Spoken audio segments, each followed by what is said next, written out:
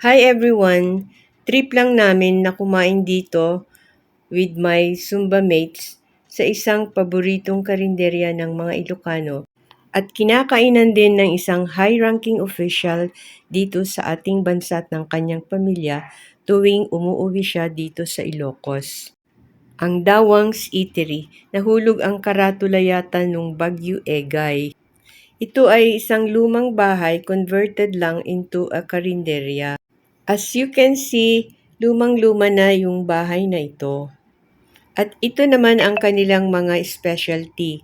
Tinono or grilled pork belly, igado, dinardaran or crispy dinuguan, kilawin, imbaliktad, lauya, paksi, pinakbet, kinelnat or vegetable salad.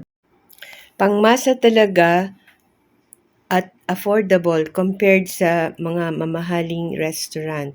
Simple lang siya na karinderya ito pero malinis naman. At hindi lang yung high-ranking official ang pumupunta dito, kundi may mga ibang chef na galing sa ibang lugar at sa ibang bansa na dumadalaw dito pag nandito sila sa Ilocos. Mga empleyado ng iba't ibang departments like tourism, PNP, at marami ding mga celebrities na pumupunta dito at mga vloggers.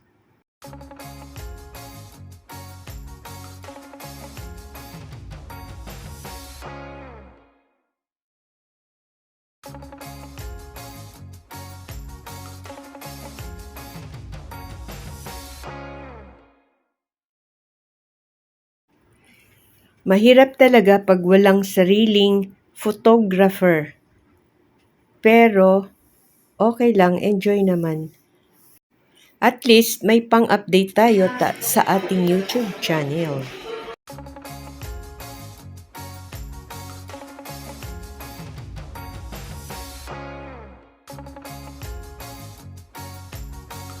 I-feature ko sa YouTube ko.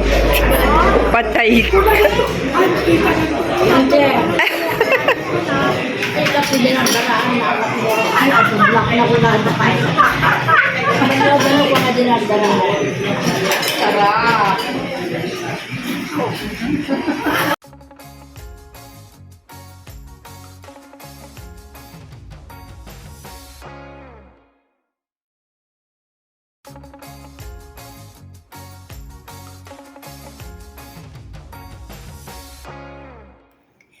At si Manang Vlogger pa rin ang syempre photographer.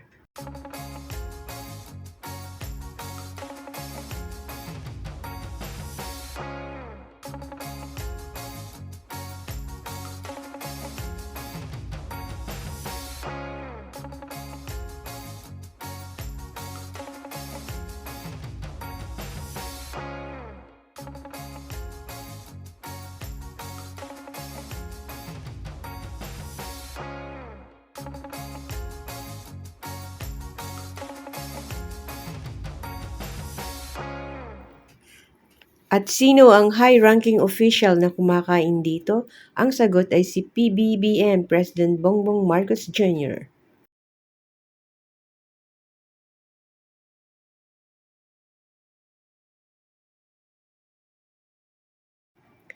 At di pa tapos ang aming food trip.